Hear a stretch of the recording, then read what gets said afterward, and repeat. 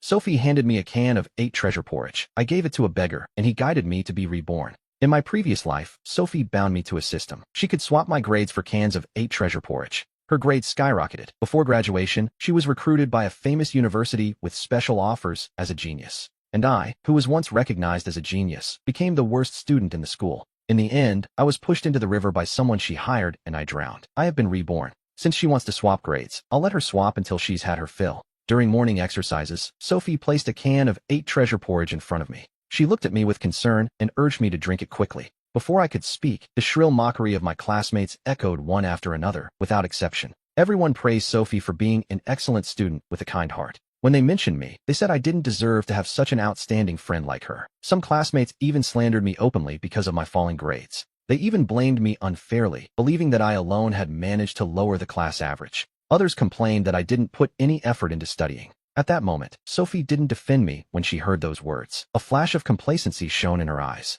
She pushed the 8 treasure porridge into my hands and exaggerated her efforts. Ryan, it was so hard for me to buy this porridge for you. Don't just stand there. Drink it while it's hot. Before, I would have been so grateful and honored, but not anymore. Sophie was the friend who supposedly cared for me most. But after dying once, I know the truth. This so-called best friend has been using the system to steal my grades. She went from being a failure to a star. She went from an ordinary girl to the popular, admired genius of the school. Meanwhile, I couldn't even remember the simplest formulas. When solving problems, I made frequent mistakes, and my ranking plummeted by the end of the year. In that state, I fell into deep insecurity. I didn't realize Sophie had also manipulated my classmates behind my back. Everyone hated and isolated me. Now, I lift my head with a mocking smile and look at Sophie. Sophie, don't you hear what everyone is saying? They're advising me to study hard. Drinking this porridge wastes study time. I won't drink it, but we can't waste your kindness. Classmates, if you want some, come and get it. As soon as I said that, many girls who adored Sophie immediately beamed with excitement and came running over. Seeing this scene, Sophie's face darkened instantly and she shouted out loud,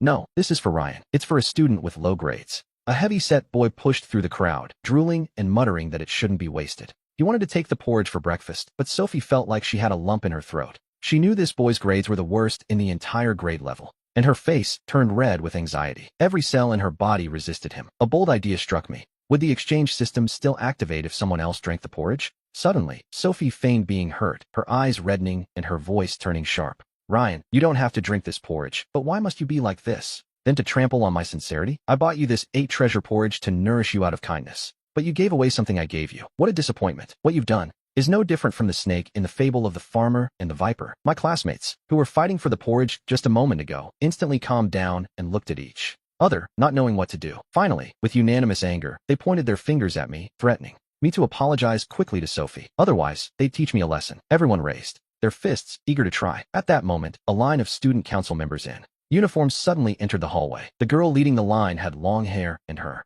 name was Lily. I recognized her immediately. She was the one they called the hateful joke. She topped the campus honor roll at the same time I did when we first enrolled. At first, when she saw me, she looked at me with admiration because my grades were unusual. It was her friend who told her to take it back. After that day ended, she waited for me for a long time because she wanted to exchange study methods with me, but Sophie deliberately stopped me. Now, Lily walked toward our class with the rest of the members, with everyone's eyes fixed on her. Lily's voice was light like crushed ice. She didn't say much, just a few words, but the boys below couldn't help but cover their mouths, feeling deeply moved. In about 2 weeks, a school-wide academic competition will be held. The final winner will have the chance to secure a recommended spot at a prestigious university. Interested students can sign up. Give me a registration form, please. Sophie stood up immediately. She flashed her most beautiful smile. Sophie generously approached Lily and deliberately leaned forward, making physical contact with her before standing back up. When they met, Lily smiled and instinctively took 2 steps back. I watched as Sophie, however, looked up with deep eyes and innocently told Lily she didn't understand the contest rules.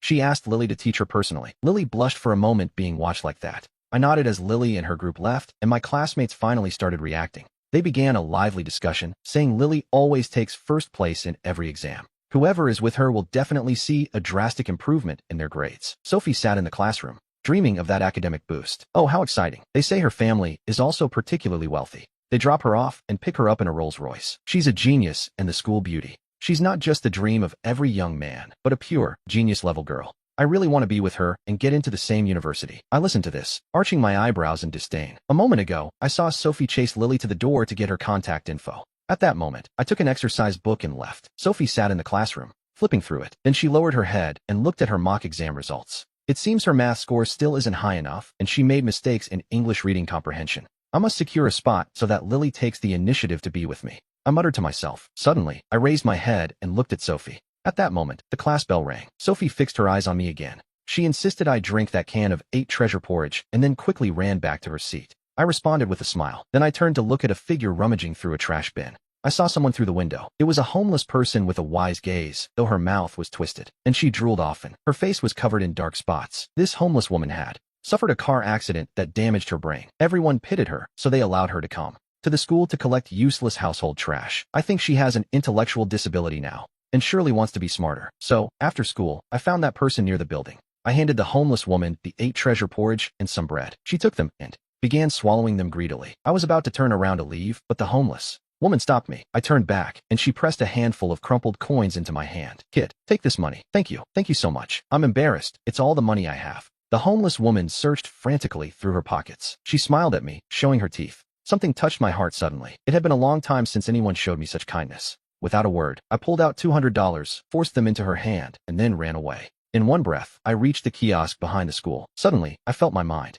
becoming much clearer. Formulas I couldn't remember before were now vivid in my head. I pulled out my old notebook of mistakes and flipped through it. Unexpectedly, I discovered that the solutions to problems I couldn't understand before were now immediately clear. I suppressed the joy in my heart and returned to the classroom as if nothing had happened. That afternoon, I arrived early and started studying. My biggest regret in my past life was not participating in the academic competition, losing the chance to be admitted directly into a prestigious university. Suddenly, a shout echoed in the hallway. Ryan, you have something. I just saw you. Ryan and Chloe were even discussing problems together. They only met this morning. I've never seen her study with boys. They're preparing for the prestigious university entrance exam. Things are getting serious. My classmates think Ryan and Chloe are the perfect couple. A popular nerd and a genius beauty. A talented pair, very easy on the eyes. I couldn't help but feel moved. Chloe only values people for their grades. Whether it was the old Ryan or the current one, all she admires is excellent performance. Right now, Ryan is full of pride, making no effort to hide his ambition. Who cares about being popular? This time, I'm going to take first place in the competition. I'll get direct admission, and I'm definitely going to win Chloe over completely.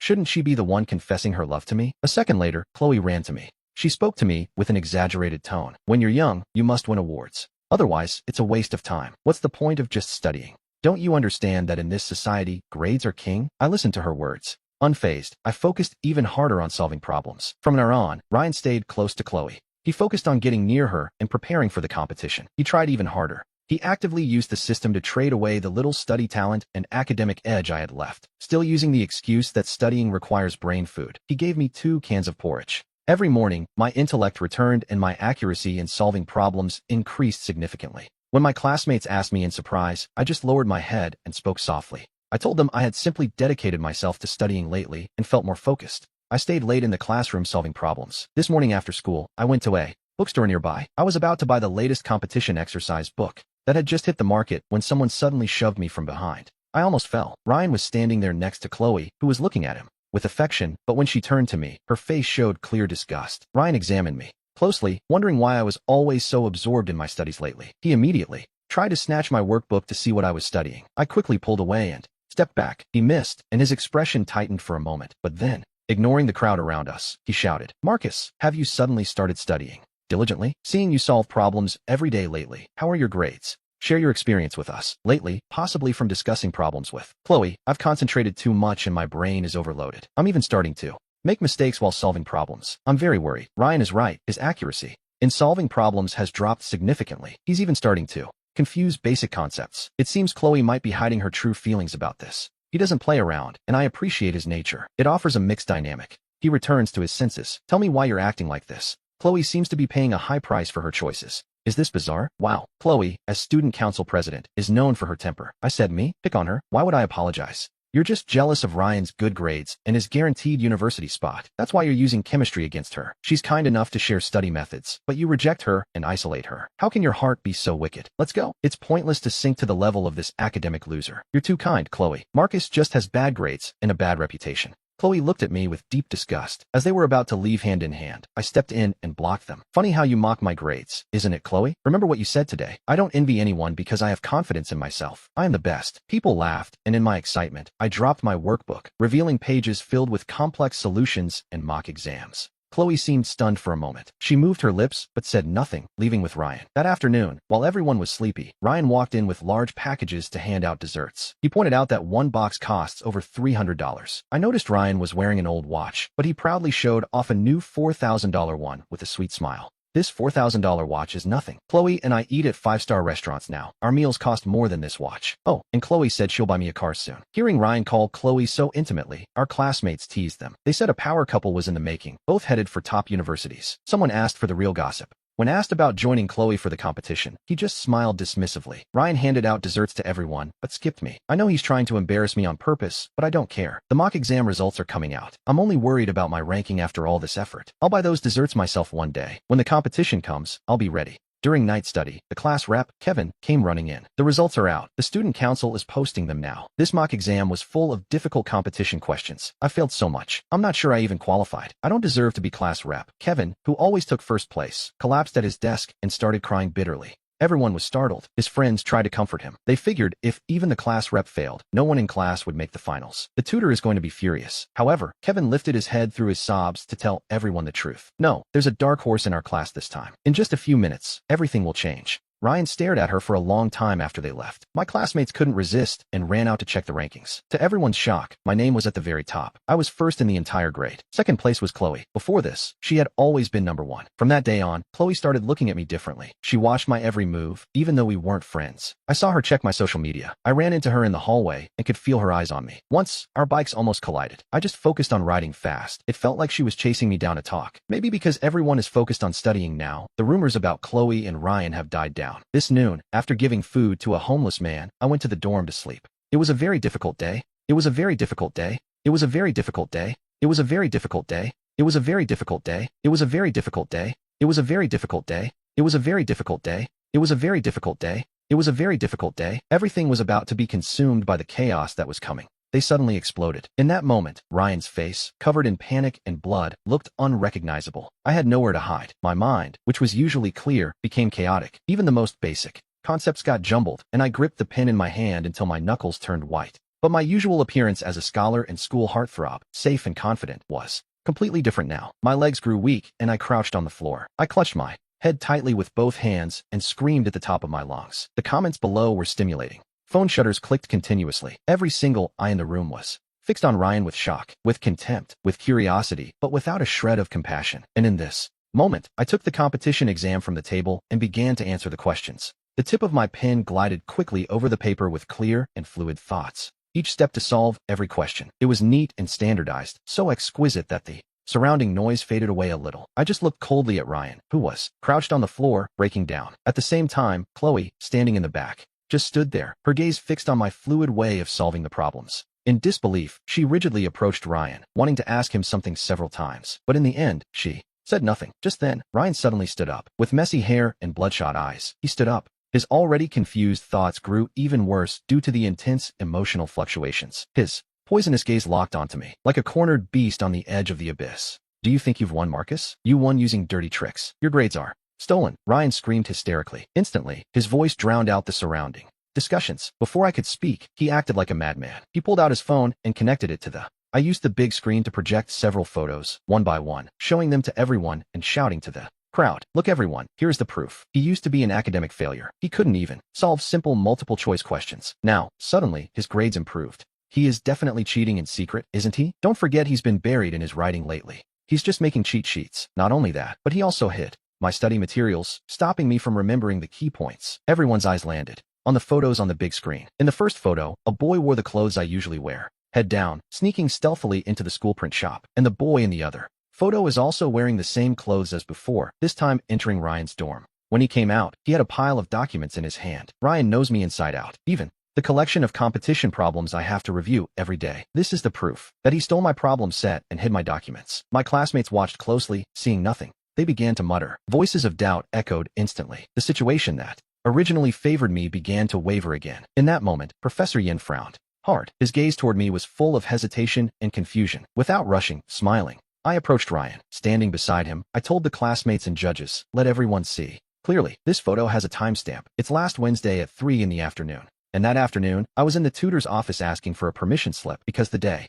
before I had a fever and requested leave, but couldn't get the slip in time. My tutor is in the office building right now if I need to ask him to come confirm it. Also, I haven't been to either of these two places. I suspect this photo is photoshopped. You're lying. You just can't prove your innocence. You just say it's Photoshop, Ryan shouted. Then I say it was AI generated. So you admit it? You synthesized these photos with AI. Stop defaming me. Since the matter isn't resolved, why don't we leave it in the hands of the police? I'll call them right now and ask for professional technicians to help me authenticate these photos and determine if they're fakes. I didn't say another word. I pulled out my phone and called the police. Ryan tried to flee, but was stopped by student council members maintaining order. The police arrived quickly. They brought technicians to perform a demonstration on the spot. Captain, those photos provided by Ryan. These photos are certainly fakes. None are real. The officer looked at me. How? Do you want to handle this? If you don't accept mediation, Ryan will be dealt with according to the law. After all, he damaged my reputation in public. I can't tolerate that. Ryan opened his eyes in terror. Seeing my resolve, he knew begging me was useless, so he set his eyes on Professor Yen. He went crying to grab his arm, begging him bitterly to save him. Professor Yen, didn't you say you'd always love me? Do you have the heart to see me bullied? Save me. Don't you want us to go to a top university together? My life can't have a stain like this. The Yen family has many resources. Talk to them quickly. Let me go this time. Everything has a price. He'll be detained and fined. There is no escape from this. Professor Yen, with a strained expression, pulled away with some disgust from Ryan's hand, watching with his own eyes as the police took him away to investigate him. Before getting into the police car, Ryan still threatened me harshly. I won't leave you alone. Afterward, the competition finals continued. The professor took the microphone and announced with extreme seriousness, as everyone can see, the student Ryan maliciously forged evidence and defamed others with atrocious conduct. This does not meet the basic principles of the competition, so his right to participate is formally withdrawn. In my opinion, Marcus is the one truly deserving of our expectations. Ryan still wants to win first place in the competition. I think that is clearly a joke. I have always thought Marcus is great. First place in this competition will definitely be his. I support him. The competition finals ended successfully, and I took first place. I managed to secure a guaranteed spot at a prestigious university. The news that Ryan was disqualified from the competition exploded at school, becoming the main topic of conversation for everyone. Ryan's reputation was completely ruined. After he was released, he could feel the looks of contempt and the whispers of the people around him everywhere. The lackeys who used to surround him also moved away, but I know he won't give up like that. The current me and Ryan are part of the competition, and for the current me, it was a great honor. The school teachers won't stop praising me. Many classmates approached me to discuss study problems. Even a senior student sent me a valuable question bank for the competition. That day, I left school as usual. Just as I was walking out of the classroom building, I was stopped by Professor Yen. He appeared before me in a clean white suit, with a weariness and regret evident on his face. Looking at me with a complex gaze, he said, Marcus, I'm sorry. I had some misunderstandings with you before. Don't worry, I no longer have any relationship with Ryan. Professor Yen, whether you have a relationship with him or not is your business. I'm not curious at all. You were on his side before, helping fuel his arrogance. I remember it all clearly. Don't worry, I'll keep everything in mind. After saying that, I turned to leave, but Professor Yan's shout rang out behind me. Marcus, I like you. Can I try to win you over in the future? Before I could respond, a sharp voice suddenly echoed in the distance, and then Ryan arrived in front of Professor Yen and me at a full sprint. Looking at Professor Yen with bloodshot eyes, he begged him not to break up, but the professor now feels total disgust for Ryan, who is acting like a loser. I didn't want to get tangled up, so I took advantage of their confrontation and turned to leave. But I hadn't walked far when I saw Ryan walking toward his residence at a normal pace. What I didn't expect was that just as I reached the door of the residence, something fell on me. A basin of dirty water fell from the sky, splashing me mercilessly. My clothes were completely soaked, and dirty water ran through my hair, dripping onto the ground. The cold spread instantly through my body. At that moment, Ryan was leaning out of the window of the dormitory with a malicious smile on his face. He raised his voice deliberately, loud enough for the passing classmates to hear him clearly, falsely apologizing to me. Marcus, I'm so sorry. I accidentally slipped in. I dropped the bucket of water, but it doesn't matter, since you have good grades now. Even if you get dirty, it won't affect your studies. Unlike me, whose brain has gone stupid, I can't learn anything. I'm not popular anymore. Now everything I do is wrong. His tone was full of sarcasm. He was deliberately pretending to be the victim, trying to create the false impression that I, taking advantage of my good grades, was bullying him. Several students passing by there, hearing his words, stopped out of curiosity. They wanted to wait and see how I would handle the situation. I let out a cold laugh and wiped the water from my face. I looked up at Ryan and said, So you slipped? Do you dare come down and face me? I'm afraid you've forgotten that. The security camera outside the residence points right at the spot where you're standing. The image of you pushing the bucket of water was captured clearly. Stop framing innocent people. The security cameras are already broken. Who knows if you stood there on purpose so it would hit you and you'd die? Whether the cameras are broken or not isn't for you to decide. We can go right now. The security guard will check the cameras in front of everyone to see if it really was an accident. Ryan panicked completely. When he pushed the bucket of water, he didn't think at all about The problem with the cameras. Now that I exposed him in front of everyone, he didn't know how to refute it for a moment. He could only grab the railing tightly, his eyes full of panic and fear. Right at that moment, the security guard approached quickly with a tablet in his hand and a serious expression on his face. He stood in front of me, looked up at Ryan on the floor above, and said, "Student upstairs, we just saw through the security cameras that you pushed the bucket of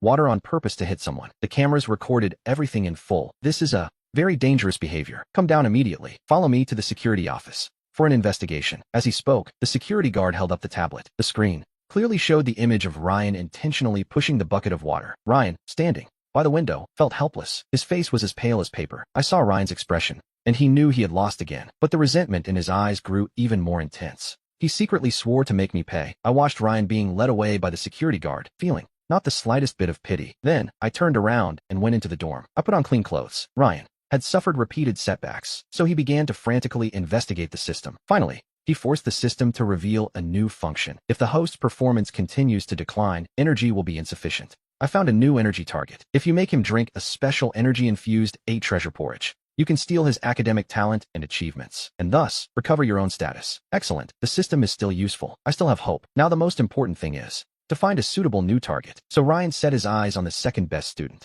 in the competition, and that student was my roommate. Justin, there are some things I've been keeping in my heart for a long time. I don't know if I should say them or not. He yielded to me. I mean, Justin is a simple guy. He's introverted and has few friends at school. Ryan used this as his entry point. At this moment, Justin didn't suspect a thing. Nodding at Ryan, he continued, "Actually, you don't know this. I've noticed you since the first day of class. After all, your grades are so good it's hard not to notice you. Since then I wanted to be your friend, but Marcus found me first and wanted to be my friend. That's why I lost the chance to build a good friendship with you. Now, I'm just standing up for justice. You won't be like the others, judging me by my grades, right? Looking down on me. How could I? I'm not that kind of person. Although I also entered the competition, I didn't want to draw attention. It was my bunkmate who signed me up. I can see that you are an honest person. Is it still in time for me to become your friend?" Justin nodded and agreed with a smile. Ryan succeeded in his approach, suppressing the pride and excitement in his eyes. He continued to lure him according to his plan, then sighed deeply, acting like a man of the world. Ryan sat down, and Justin asked him the reason. "Actually, I didn't want to say it. After all, everyone knows now that I've had a fight with Marcus due to a misunderstanding. But I want to save this relationship. It's a coincidence that you're his roommate. Actually, I shouldn't say much in front of you. Are you looking for my help with something? Just say it. As long as it's not too much. Justin, you're very smart. It's true that I want to be your friend. It's also true that I want to ask for your help." Ryan suddenly pulled 2 cans of porridge from his pocket. Justin asked what his intention was. Ryan pretended to show a shy expression. "This is Marcus's favorite 8 treasure porridge. When we were friends before, I often bought it for him to drink. Our classmates saw this with their own eyes. That day, when I saw this porridge, I thought of him and just bought it. Please, give 1 can to him for me. As for the other can, it's my gift for asking your help. Try it." Justin didn't say anything and looked at Ryan a few more times. Ryan quickly added, "We aren't friends now. Just say that you wanted to give it to him. Don't mention me. If he hears I bought it, he definitely won't accept it." Justin didn't know anything about the 8 treasure porridge. Besides, he's kind-hearted, and seeing Ryan beg with teary eyes, he agreed. Ryan's plan was halfway successful, and he almost let his satisfaction show. Afterward, he exchanged some small talk with Justin and left with an excuse. "Justin, I passed by the laundry room just now and saw a bright piece of clothing inside. It looks a lot like the one you lost before. It was just washed and still wet, so I didn't touch it. Go see if it's yours." Justin was surprised and thanked me. He got up and headed to the laundry room. A few minutes later, he entered the dorm with a slight frown. Obviously, he didn't find the clothes I mentioned. I claimed I was mistaken, and he didn't say much else. He looked at the porridge on his desk and gave me a can. This is for you." I said nothing and didn't reach for the can of porridge. I just stared at Justin. Under my gaze, he confessed automatically. "So, the other can of porridge on your desk. Did he give you that one too?" "Yes, I haven't touched it yet. I heard you really like drinking this 8 treasure porridge, so I'll give you one too." "No need. Justin, I advise you to check the production date on those." Ryan is greedy for small gains. He always buys products that are almost expired, then keeps them for who knows how long before giving them to me. Before, I drank it because we were friends, but I always got diarrhea. I suffered a lot. Hearing this, Justin quickly went to check the 2 cans of 8 treasure porridge. He held them in his hand and discovered that, indeed, they had expired several days ago. He doesn't know that I actually swapped them in secret while he was heading to the laundry room. "Justin, thank you for being willing to tell the truth. You're too naive. It's easy to be used by people with hidden motives." I hinted at it and said no more, and Justin showed an expression of understanding. The next night, Ryan dragged me to the small woods with his face full of rage. I had already guessed it. It must be because Justin refused to keep treating him. "Ryan, it's you again playing tricks behind my back, isn't it? You ruin my plans over and over. You are truly too evil." "Speaking of evil, naturally, I'm not even a 10,000th as evil as you." "Ryan, stop pretending. I already know about Your system. We should speak clearly. When did you discover the system's secret? Why have I turned into this? This is all your fault. From the moment you attacked me, you should have foreseen that you would reach this day. No, I won't accept this. I was about to be admitted to a prestigious university with the top score. Why did this error happen? I was about to win first place in the competition. I could have been specially recruited by a renowned university. I was going to reach the peak of my life. Ryan, why did you break all of this suddenly? Are you doing it on purpose so I don't do well? Do you want to take everything I have? You're jealous. I don't want to take anything from you. This doesn't belong to you. You're crazy now. Ryan heard my words and suddenly smiled sinisterly. You're right. I'm crazy. Anyway, at this point, I've been pushed to such an extreme that I've lost everything completely. I remember that river at school. Every year people die. Some people accidentally fall into the water. Ryan, how long do you think it would take for the current to wash your body away if I make a mess of you? What if I throw you in there tonight? As soon as he finished speaking, several thugs with hair dyed in various colors suddenly appeared behind him. They approached me. Ryan's eyes were practically spitting fire. I smiled. I held up my phone. The screen showed that I was on a call, and the other side showed 911. Fortunately, the police arrived just in time. Ryan and his group were given silver handcuffs. I heard that later, during the interrogation. He kept talking about systems and things like that. They sent him for a psychiatric evaluation and immediately sent him to a mental hospital. Not long after, news arrived from the mental hospital saying that Ryan was lucid. He was always screaming that he wanted to see me. The next morning, I took a taxi to the mental hospital just to see with my own eyes Ryan's miserable state. The visiting area of the mental hospital was depressing. The smell of disinfectant stung my nose. I had barely sat down in the chair when Ryan suddenly jerked his head up. He wore a washed-out, wrinkled blue and white patient uniform. His hair was stuck to his forehead. Seeing me enter, he got excited, stumbled, and lunged at the glass. With his hands pressed tightly against the cold pane, he turned pale. He screamed my name incessantly, his voice hoarse but full of pleading. He wanted to cling to the last hope. I just watched him in silence, without saying a word. Seeing that I didn't respond, Ryan became so anxious that his eyes turned red and his forehead almost touched the glass. The begging in his tone was even deeper. I know I was wrong. I really know I was wrong. I was confused before. I was under a spell. I shouldn't have stolen your notes. I shouldn't have hurt you. Please, will you forgive me? Ryan's voice was full of sobs, completely different from his arrogant appearance. At school, like a child on the verge of collapse. Do me a favor, go find Sophie. Okay, tell her I know I was wrong, that I'll never ask for favors again. I won't covet those empty titles anymore. I just want her to get me out of here. Her family has money and power. She surely has a way. She likes you a lot. She used to listen to everything you said. Go beg her. I'm sure she'll agree. I don't want to be here. This is no place for people. Everyone is strange. I'm going crazy. Marcus, I'm begging you, for the sake of our old friendship. Save me, friend. Ryan, when did you ever consider me a friend? Since you used the system to bind me? Since you stole my notes with that 8 treasure porridge? Since you conspired with my classmates to isolate me, watching how I went from being a genius to a failure? Or since you found someone in my past life to hurt me? My gaze was a sword that cruelly pierced through his disguise, demolishing it. He recoiled sharply. He stared at me, his originally refined voice suddenly rising with a touch of hysteria. It's your fault. It's all your fault. That's why I've become this. It's all your fault. Marcus, it's all your fault. If you weren't so ungrateful, if you hadn't accepted my porridge, how would my system have been deactivated? How would I have gone from being a genius loved by everyone to being like I am now? If you hadn't surpassed me in everything, if you hadn't constantly challenged me, how was I supposed to not make you my target? The more Ryan spoke, the more agitated he became, his chest heaving violently. He looked like a raging madman, and all because you acted so interesting in front of him. If you hadn't shown off on purpose, how would he have realized who I am? How could he have ignored me? You destroyed everything I had. You ruined my future. You turned me into a madman. You're a curse. You bring me nothing but bad luck.